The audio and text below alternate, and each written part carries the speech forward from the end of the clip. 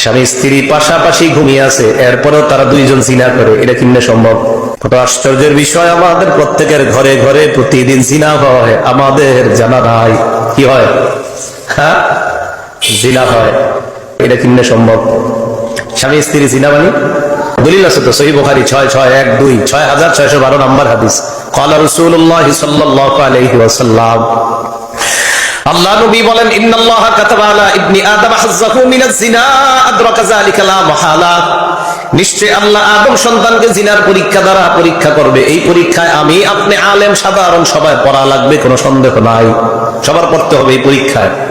ফাজিনাল লিসান আল মানতিক, মুখের জিনা হলো কথা বলা। যেই নারীর সাথে অবৈধভাবে দেখা দেওয়া হারাম, এই নারীর সাথে কথা বলা হারাম। যেই নারীর সাথে সরাসরি কথা বলা হারাম, ওই নারীর সাথে মোবাইলে কথা বলাও হারাম। মোবাইলে কথা বলা অপ্রয়োজনীয় ভাবে কোন নারীর সাথে মোবাইলে কথা বলা হারাম। এটা কেমন জানি না, এটা মানতেই পারেন না। হারাম তো হারাম তো হারামই। ফাজিনাল লিসান আল মানতিক, মুখের জিনা হলো কথা বলা। মুখের জিনা কি বলা? কথা বলা। আর মেধা নষ্ট হয় এইভাবে জিনা করে, মনে করে শুধু এইগুলা এই জিনার মাধ্যমে ছাত্ররা মোবাইলের জিনা করতে করতে মেধা নষ্ট করে একদম জীবনটা শেষ করে। ওয়াজিনাল ইয়াদাল বাত, হাতের জিনা হলো স্পর্শ করা।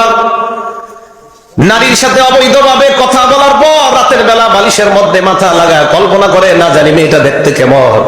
নবীজি বলেন, নাফসু তামান্না ওয়া তাশতাহি, অন্তর কল্পনা করে, এটা হলো অন্তরের জিনা। কিসের জিনা? অন্তরের। তাহলে বলেন, জিনা এটা খারাপ নাকি ভালো? এটা কি কল্যাণ না অকল্যাণ? হ্যাঁ, ওই যে সব নবীর দুই দায়িত্ব, একটা হলো কল্যাণকর বিষয়ে জানা দেওয়া, আর একটা হলো অকল্যাণকর বিষয়ে সতর্ক করা। নবী বলেন, আমার কাছে ওয়াদাবদ্ধ হও, তোমরা শিরিক করবা না, জিনা করবা না, চুরি করবা না। ওয়ালা তাকতুলু আওলাদাকুম খাশিয়াতাল ইনফাক, দারিদ্রতার ভয়ে সন্তান হত্যা করবা না। আরেকটা সন্তান নিলে কে খাওয়াবে এটারে, এই ভয়ে সন্তান হত্যা করবা না। স্বামী স্ত্রী পাশাপাশি ঘুমিয়ে আছে, এরপরেও তারা দুইজন জিনা করে, এটা কিভাবে সম্ভব? স্বামী স্ত্রী জিনা মানে স্ত্রী আরেকজনের সাথে মোবাইলে চেটিং করে, স্বামী আরেকজনের সাথে চেটিং করে। এই যে অবৈধভাবে অন্যায়ভাবে চেটিং করা, এটা হাতের জিনা, অন্তরের জিনা। আর মোবাইলে কথা বললে কানের জিনা, মুখের জিনা। কিসের জিনা? একজন আরেকজনের ধোকা দিয়া আরেকজনের সাথে কথা বলে। নাসাই শরীফ 4181 নম্বর হাদিস। এই হাদিসের বর্ণনাকারী উমামা বিনতে রুকাইয়াহ রাদিয়াল্লাহু তাআলা আনহা বলেন, আনহা মহিলা না পুরুষ? মহিলা। তিনি বলেন, আতাইতুন নবী সাল্লাল্লাহু আলাইহি ওয়াসাল্লাম ফি নিসওয়াতিন মিনাল আনসার, একদল আনসারী নারীর সাথে আল্লাহ নবীর কাছে আমি আসলাম। নবীজির কাছে আসার পর আল্লাহ নবীর কাছে আমরা বায়াত হলাম। বায়ানান নবী সাল্লাল্লাহু আলাইহি ওয়াসাল্লাম আলা আল্লাহ নুশরিকা বিল্লাহি শাইআ, আমরা নারীরা আল্লাহ নবীর কাছে বায়াত হলাম, ইয়া রাসূলুল্লাহ, আমরা নারী সম্প্রদায় আল্লাহর সাথে শিরিক করব না, এই মর্মে আপনার কাছে আমরা বায়াত হলাম। তাহলে নারীরাও বায়াত হলেন, নারীরা শিরিক করবে না। দুই নাম্বার, আল্লাহ নাসরিকা, আমরা চুরি করব না। ওয়া আল্লাহ নাজনিয়া, আমরা ব্যভিচার করব না। ওয়া আল্লাহ নাতিয়া বিবুহতানিন নাফতারিহি বাইনা আইদিনা ওয়া আরজুলিনা, নিজেরা বানিয়ে কোনো মিথ্যা কথা বলবো না। ওয়ালা নাসিকা ফি মারুফ, ন্যায় সঙ্গত কোনো কাজে আপনার নাফরমানি আমরা করব না। তাহলে আল্লাহ নবী নারীদের থেকে বায়াত নিলেন, হাদিস পাওয়া গেল। কি পাওয়া গেছে? এখন আবার একটা সমস্যা আছে, কি? অনেক পীর সাহেবরা কয় আমাদের খানকার মধ্যে নারী পুরুষ একসাথে আছে। এই আশার দলিল হইল, এই যে নবী নারীদেরকে বায়াত নিছে, অতএব আমাদের দরবারে আসলে সমস্যা নাই। কি নাই? কথা পুরাটা শুইলেন। তারপরে আরো কি অনেক পীর সাহেব এমন করে, এই মাথাটা আপনি দিকে আনেন, নারীদের হাত মাথায় ভাবে হাত রাখেন, আবার মুইসাও দেয় পীর সাহেবের। দলিল, নবীজি নারীদের বায়াত নিছে, তাই আমি বায়াত নিতেছি। আসলে বায়াত নিছে নবীজি নারীদের, হাদিস তো শোনাইলাম, ঠিক না? কিন্তু হাদিস পুরোটা শেষ হয়নি, আরেকটু বাকি আছে। ওই অংশ বিশ্বাস হয়তো পড়ে না, অথবা পুরো হেডে আর পড়ে না। এই হাদিসের মধ্যে নাসাই শরীফের যে হাদিসে নারীরা বললেন, আমরা আপনার কাছে বায়াত হলাম, 4181 নম্বর হাদিসে আল্লাহ নবীর সামনে এক নারী দাঁড়ায় বললেন, ইয়া রাসূলুল্লাহ, আল্লাহ নবী কয়, কি কোন নারী কোন কথা বলতে চায় নাকি? কয়, হা হালুম্মা নুবাইউকা, হুজুর আপনার হাতটা দেন, আপনার হাতে হাত রাখা বায়াত হই। আল্লাহ নবী কয়, ওয়াল্লাহি লা উসাফিহুন নিসা আবাদা, আমি কোন নারীর হাত কখনো স্পর্শ করি না। এই জায়গাটার কয় না, আগের অংশ যদ্দুর বায়াত আছে দূর করে শেষ হয়ে আছে নারীদেরকে স্পর্শ করা হারাম, এটার কয় না। কি সুন্দর চমৎকার ভাবে দলিল দেয়া, সামনে যদি এরকম করে মানে খুশি হারা দলিল পায়ে গেছে। অথচ এই হাদিসে আছে নবীজি সাল্লাল্লাহু আলাইহি ওয়াসাল্লাম বললেন, আমি নারীদেরকে কখনো স্পর্শ করি না। শুধু তাই না, এক বর্ণনা আছে, দেখেন, পর্দার আড়াল দিয়ে এক নারী এইভাবে হাত দিছে, পর্দার আড়াল দিয়ে। নবীজি কয় এটা কার হাত? মানে বুঝতে পারতেছেন নবীজির নারী না পুরুষের হাত। তো ভিতর থেকে বলা হলো এটা একজন নারীর হাত। নবীজি বললেন সরাও তারা। তাহলে পর্দার আড়াল থেকেও নারীর হাত এইভাবে বের করে দেওয়া নবী পছন্দ করে নাই, সেখানে স্পর্শ করা তো দূরের কথা। তো নারীরাও রসুলের কাছে বায়াত হলেন, আমরা চুরি করব না, ব্যভিচার করব না, জিনা করব না, আমরা আপনার নাফরমানি করব না। তাহলে নারী পুরুষ সবার জন্য কোরআন সুন্নাহ না শুধু পুরুষের জন্য? সবার জন্য। এই জন্যই তো মাদ্রাসার দরকার, কারণ একটা নারীর ছেলে যখন মাদ্রাসায় পড়বে, এই ছেলে একটা ঘরের জন্য আদর্শ শিক্ষক হয়ে যায় কোরআন সুন্নাহ। দেখবেন কারো সন্তান যখন মাদ্রাসায় পড়ে, ও বাসায় গিয়ে বলে 1 নাম্বার মাখরাজ, 2 নাম্বার মাখরাজ, এগুলো বলতে থাকে। শুনতে শুনতে মা রান্না করে না, এর মাঝে কিছু একটা এসে যায়, কই ছেলে কি জানি পড়ে। এটাই তো। এই জন্য মাদ্রাসার খুব প্রয়োজন। তাহলে আল্লাহর কথায় আসি আবার, মা আতাকুমুর রাসূলু ফাখুযুহ, নবী তোমাদেরকে যা দেয় তা গ্রহণ করো। নবী আমাদেরকে 2টা জিনিস দিলেন আগে, আমরা শুনলাম, একটা হলো কোরআন আর একটা হলো সুন্নাহ। আর এই কোরআন সুন্নাহ যেখানে শিক্ষা দেওয়া হয় এটার নাম হলো মাদ্রাসা। তাহলে আবার মন থেকে দিল থেকে বলেন, কোরআন সুন্নাহ কেন্দ্র মার্কাজ মাদ্রাসার দরকার আছে না নাই? কোরআন সুন্নাহ মার্কাজ। এবার আসেন, 1 নাম্বার গেল কোরআন সুন্নাহ আঁকড়ে ধরা। এটা সারা জীবন আমরা আঁকড়ে ধরার চেষ্টা করবো। লাভ কি? এটা যে আমরা আঁকড়ে ধরবো, আমাদের ফায়দাটা কি, উপকার কি? উপকার হলো মাদ্রাসায় সন্তানরা যখন কোরআন সুন্নাহ শিখবে, সবচেয়ে বড় উপকার হবে তার মধ্যে আল্লাহর ভয় পয়দা হবে। কি পয়দা হবে? আল্লাহর ভয়। আর আল্লাহর ভয় এটা সবচেয়ে জরুরি বিষয়। কারোর মধ্যে যখন আল্লাহর ভয় পয়দা হয়, তখন তার দ্বারা আর গুনাহ হয় না। বলেন তার দ্বারা কি হয় না? আর যখন কারো দ্বারা গুনাহ না হবে, তখন কি উপকার? সূরা নাজিআতের 40-41 নাম্বার আয়াতে আল্লাহ বলেন, ওয়া আম্মা মান খাফা মাকামা রাব্বিহি ওয়া নাহান নাফসা আনিল হাওয়া, যে ব্যক্তি তার রবের সামনে দাঁড়ানোর ভয় করে, ওয়া নাহান নাফসা আনিল হাওয়া, কুপ্রবৃত্তি থেকে নিজেকে দূরে রাখে, ফাইনাল জান্নাতা হিয়াল মাওয়া, জান্নাত হলো তার একমাত্র ঠিকানা। তাহলে রবের সামনে দাঁড়ানোর ভয় করে, কুপ্রবৃত্তি থেকে নিজেকে বিরত রাখে, ওই ব্যক্তির ঠিকানা হলো জান্নাত। বলেন তার ঠিকানা কি? কেমন জান্নাত জানেননি? দেখেন, শুনেন, মন দিয়ে শুনেন। বুখারী শরীফ 3257 নাম্বার হাদিস, ক্বালা রাসূলুল্লাহ সাল্লাল্লাহু আলাইহি ওয়াসাল্লাম, আল্লাহ নবী বলেন, ফিল জান্নাতি সামানিয়াতু আবওয়াব, জান্নাতের দরজা হলো 8টা। বলেন জান্নাতের দরজা কয়টা? ফিহা বাবুন মুসাম্মার রায়্যান, একটা দরজার নাম হলো রায়্যান, লা ইয়াদখুলুহু ইল্লা সাইম। এটা দিয়ে নামাজ হবে, রাখেন। মিনহা বাবুন, তার মধ্যে একটা দরজার নাম হলো রায়্যান, লা ইয়াদখুলুহু ইল্লা সাইমুন, এই রায়্যান দরজা দিয়ে যারা রোজাদার তারাই প্রবেশ করবে এই রায়্যান দরজা দিয়ে। তাহলে জান্নাতের দরজা হলো 8টা, একটা দরজার নাম হলো রায়্যান। এমন একটা জান্নাত, যে জান্নাতের দরজার নাম হলো, একটা দরজার নাম হলো রায়্যান। তো জান্নাতের দরজা হবে মোট কয়টা? 8টা। দরজার মধ্যে কি লেখা আছে একটু মন দিয়ে শুনেন, তো এই লেখা অনুযায়ী আমল করার চেষ্টা করবেন।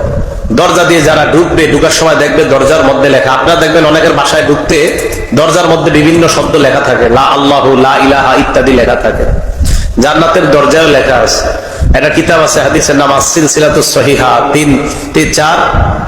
3407 নাম্বার হাদিস। ক্বালা রাসূলুল্লাহ সাল্লাল্লাহু আলাইহি ওয়াসাল্লাম, আল্লাহ নবী বলেন, জান্নাতের দরজার মধ্যে লেখা, সাদাকাতু বিআশরি আমসালিহা, সাদকা করলে 10 গুণ সওয়াব। কয় গুণ? আল করজু বিআশরি ওয়া বিসামানিয়াতা আশারা, করজে হাসানা দিলে 18 গুণ সওয়াব পাওয়া যায়। এই জামানায় আবার কর্জে হাসানা ঝামেলা, কেউ কর্জা নিলে আর দিতে চায় না। কি করতে চায় না? দিতে চায় না। যারা দিতে না চায় এগুলোরও খবর আছে, বুখারীর বর্ণনা। ক্বালা রাসূলুল্লাহ সাল্লাল্লাহু আলাইহি ওয়াসাল্লাম, নবীজি বলেন, মান আখাযা আমওয়ালান নাস ইউরিদু আদাআহা, কোন ব্যক্তি যদি অন্য কোন মানুষের সম্পদ নেয়, নিয়তে আদায় করে দিবে, আমি আপনার কাছ থেকে 10,000 টাকা নিলাম, আমার নিয়ত হলো আমি টাকাটা পরিশোধ করে দিব। আনার পর আমি নিয়ত করলাম আগামী 3 মাসের মধ্যে আপনার টাকা পরিশোধ করার পরিপূর্ণ আমার নিয়ত। আল্লাহ নবী কয়, আল্লাহু আনহু, কোন না কোন ভাবে আল্লাহ ওই বান্দাকে এই ঋণ পরিশোধ করার ব্যবস্থা করে দিবেন। আল্লাহ পরিশোধের ব্যবস্থা করবেন আপনার যদি দেওয়ার নিয়ত থাকে। এখন আপনার নিয়তই দেওয়ার না, আর যদি আপনার নিয়ত হয় টাকাটা নেওয়ার পর মেরে দিব, আল্লাহ আপনাকে ধ্বংস করে দিবেন। শুধু তাই নয়, যদি আপনাকে ধ্বংস না করে, আপনার পরবর্তী প্রজন্ম যেগুলো হবে এগুলোর অবস্থা হবে খারাপ। জান্নাতের দরজার মধ্যে কি লেখা? লেখা হলো সৎকার সব হলো 10 গুণ, আর কর্জে হাসানার সব হলো 18 গুণ। দরজা দিয়ে কাদেরকে ডাকা হবে দেখেন, সহিহ বুখারী হাদিস নাম্বার 1897 নাম্বার হাদিস 1897 1897 ক্বালা রাসূলুল্লাহ সাল্লাল্লাহু আলাইহি ওয়াসাল্লাম, আল্লাহ নবী বলেন, মান কানা মিন আহলিস সালাহ, দুনিয়ার মধ্যে যারা নামাজ আদায় করত, দুইয়া মিন বাবিস সালাহ, কিয়ামতের ময়দানে জান্নাতের বাবুস সালাহ নামক দরজা দিয়ে তাদেরকে ডাকা হবে। কি দরজা? বাবুস সালাহ। আসো আমার দিকে আসো। ওয়ামান কানা মিন আহলিল জিহাদ, দুনিয়ার মধ্যে যারা আল্লাহর রাস্তার মুজাহিদ, দুইয়া মিন বাবিল জিহাদ, তাদেরকে জান্নাতের মধ্যে বাবুল জিহাদ নামক দরজা দিয়ে ডাকা হবে।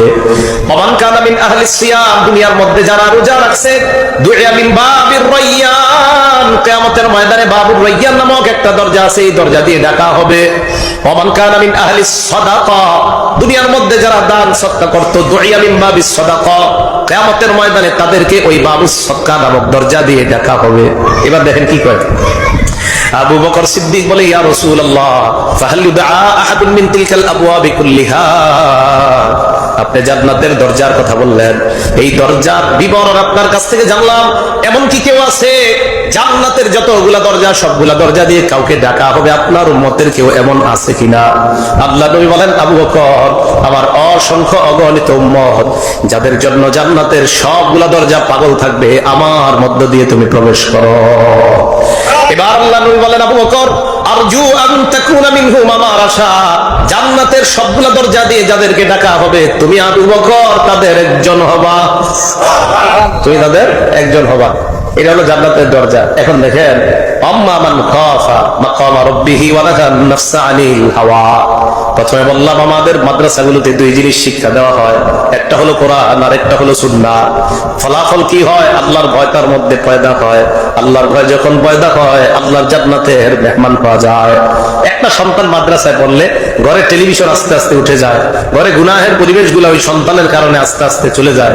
একটা সন্তান যদি আলেম হয়, এই জন্য মাদ্রাসার অনেক প্রয়োজন, মাদ্রাসার অনেক জরুরত।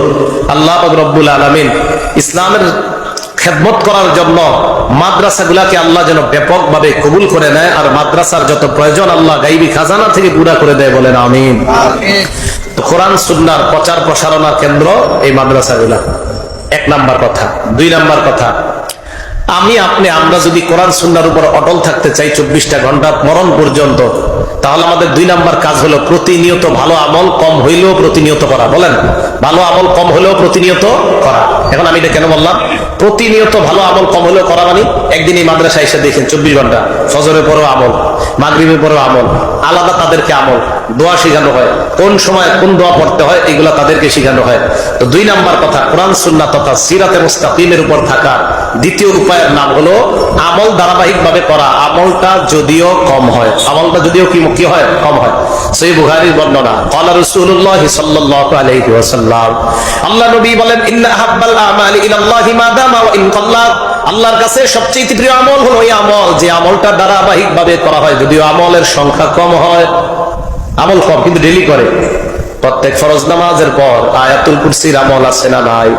আমাদের মাদ্রাসাগুলোতে আইসা দেখেন বাচ্চাদেরকে প্র্যাকটিক্যালি আমল শেখানো হয়। ক্বালা রাসূলুল্লাহ সাল্লাল্লাহু আলাইহি ওয়াসাল্লাম, বুলুগুল মারাম হাদিসের কিতাব 97 নম্বর হাদিস, আল্লাহ নবী বলেন, মান ক্বারা আয়াতুল কুরসি দুবরা কুল্লি সালাতিন মাকতুবা লাম ইয়ামনাহু মিন দুখুলিল জান্নাহ ইল্লা আল মাউত। যে ব্যক্তি প্রত্যেক 5 ওয়াক্ত নামাজের পর আয়াতুল কুরসি পড়ে